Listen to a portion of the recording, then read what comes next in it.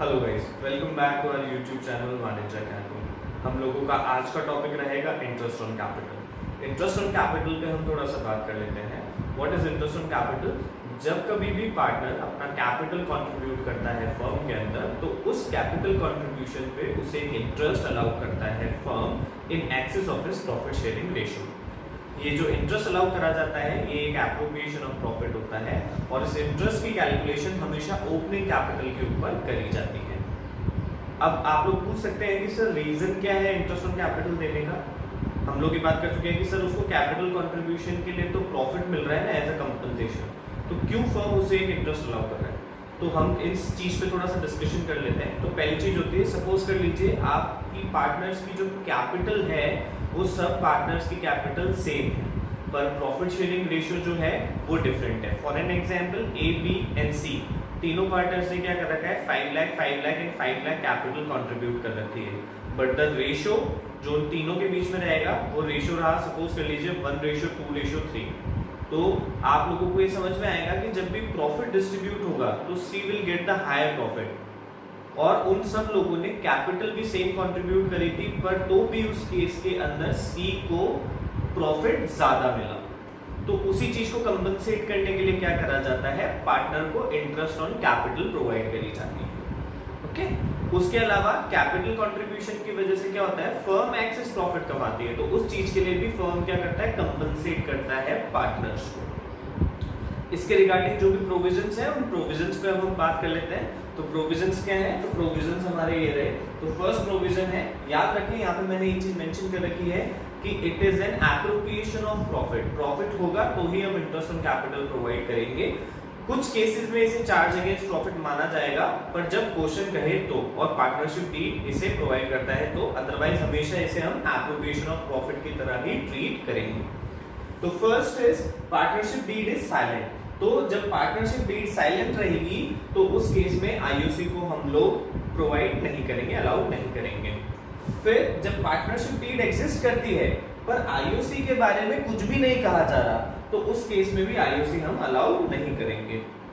फिर third case, फिर partnership deed exist करती है और आईओसी प्रोवाइड करने के भी बारे में बोला जा रहा है, तो अगर उस टाइम पे फर्म को लॉस होता है तो फर्म को लॉस के केस में पार्टनर्स को कोई भी आईओसी अलाउ नहीं करा जाएगा।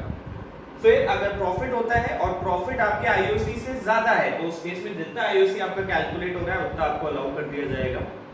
फिर third case, profit is less than interest. For an example, आप सपोज कीजिए कि आपने जो आईओसी निकाला तीनों पार्टनर्स का, it comes to 1 lakh and तो आप और आपके पास जो उस टाइम पे प्रॉफिट आया था वो सिर्फ 50,000 ही है, तो वो पॉसिबल नहीं है आप लोगों के लिए कि उसकी वजह से आप फर्म को क्या करें, लॉस में डाल दें। तो उस केस में जितना प्रॉफिट आपके पास अवेलेबल है आप उतना ही प्रोवाइड कर देंगे, अलाउ कर देंगे, किसको, पार्टनर्स को। तो 50,000 को ही क्या कर दिया जाएगा, पार्टनर्स में डिस्ट्रीब्यूट कर दिया जाएगा एज आईओसी। फिर last and final, the partnership deed exist and treating IOC as a charge. तो पार्टनरशिप डीड अपनी एग्जिस्ट कर रही है और उस केस में डीड के अंदर ही ये बोला गया है कि आईओसी को अपन क्या मान रहे हैं, एज अ चार्ज मान रहे हैं, मींस चार्ज अगेंस्ट प्रॉफिट। तो इस केस में भली फर्म प्रॉफिट अर्न कर रहा हो या फर्म के अंदर लॉसेस हो रहे हो, अपन को आईओसी पूरा का पूरा प्रोवाइड करना पड़ेगा। क्लियर? अब हम लोग इसकी जनरल एंट्रीज के बारे में बात कर लेते हैं कि in the case of IOC क्या क्या जनरल एंट्रीज हम लोगों को बनानी पड़ेगी। तो फर्स्ट जनरल एंट्री हम लोग बनाते हैं, interest on capital to partners, capital या फिर करंट अकाउंट। कैपिटल आपको कब यूज करना है, जब आपका क्वेश्चन फ्लक्चुएटिंग मेथड पे बात कर रहा हूं, मतलब कुछ भी गिवन ना हो रिगार्डिंग। और करंट अकाउंट जब हम लोगों को कब यूज करना है, जब फिक्स कैपिटल मेथड हो या क्वेश्चन बोल रहा हो कि कैपिटल्स आर फिक्स, तो उस केस में हम ये मेथड यूज करेंगे।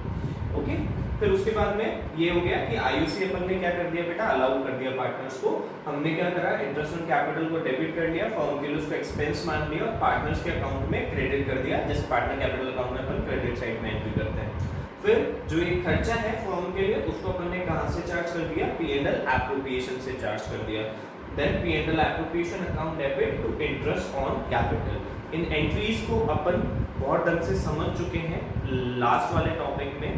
अब हम लोगों को क्या करना है, जब भी आप जर्नल एंट्रीज करें तो इन्हें कनेक्ट करते रहें पार्टनर कैपिटल और पी&एल एप्रोप्रिएशन से, तो आपके लिए बहुत इजी रहेगा इन सब चीजों को याद करना। अब हम लोग सीखते हैं कि जब क्वेश्चन के अंदर हम लोगों को क्लोजिंग कैपिटल गिवन हो और हम लोगों को इंटरेस्ट ऑन कैपिटल कैलकुलेट करना होगा, तो उस केस में हम लोग क्या करेंगे।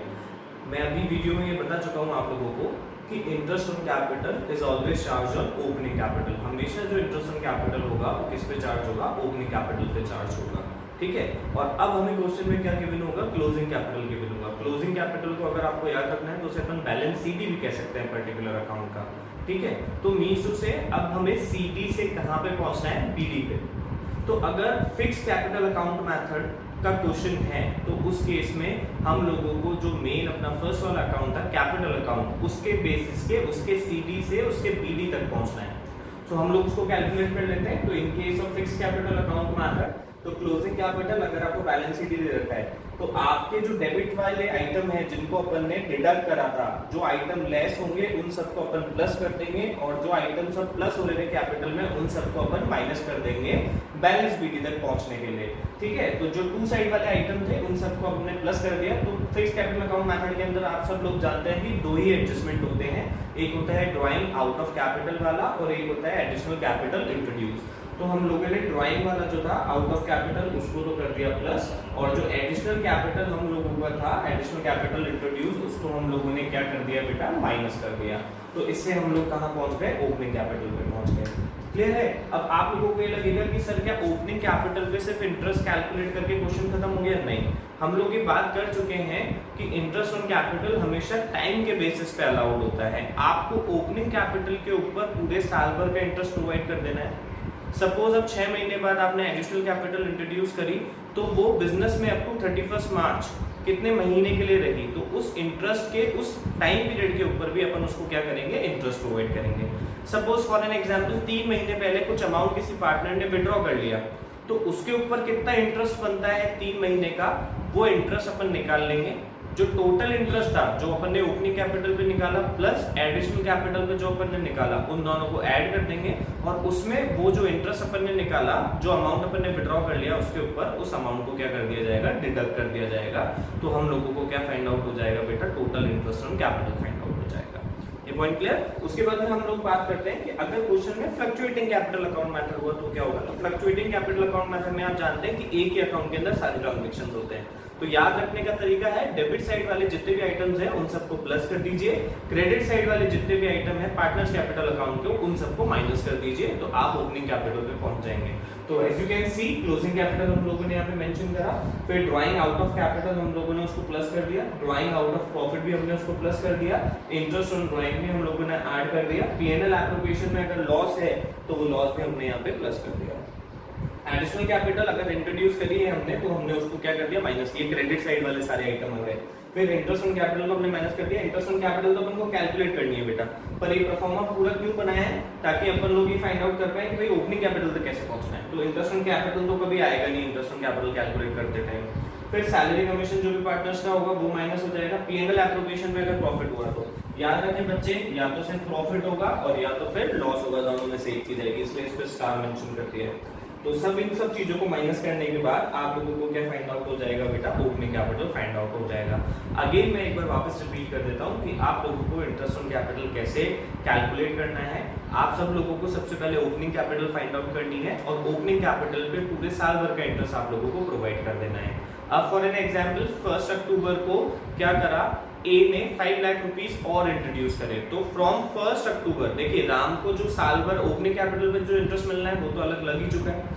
अब जो उसने एडिशनल कैपिटल इंट्रोड्यूस करी है एज ऑन 1 अक्टूबर, तो उसके ऊपर 5 लाख के ऊपर टिल 31 मार्च तक अपन क्या करेंगे, उसको इंटरेस्ट प्रोवाइड करेंगे और वो उस टोटल इंटरेस्ट में क्या कर देंगे, अपन प्लस कर देंगे। सपोज फॉर एन एग्जांपल अब राम ने क्या करा, 1 जनवरी को 2 लाख रुपीस विड्रॉ कर लिए फर्म से, तो 2 लाख रुपीस उसने विड्रॉ कर लिए, तो उसके ऊपर जितना इंटरेस्ट बनता है from 1 January to 31 March, clear, उस इंटरेस्ट को अपन कैलकुलेट करेंगे और जो अपना टोटल इंटरेस्ट था उस इंटरेस्ट में से अपन इसको डिडक्ट कर देंगे। क्यों? क्योंकि अपन ने अगर विड्रॉ कर लिया है अमाउंट तो उस केस के ऊपर उसको इंटरेस्ट नहीं मिलेगा। ड्राइंग जो हम लोगों का होता है, ड्राइंग 2 टाइप का होता है, सब लोग आप जानते हैं। एक तो होता है आउट ऑफ कैपिटल वाला, एक होता है आउट ऑफ प्रॉफिट वाला।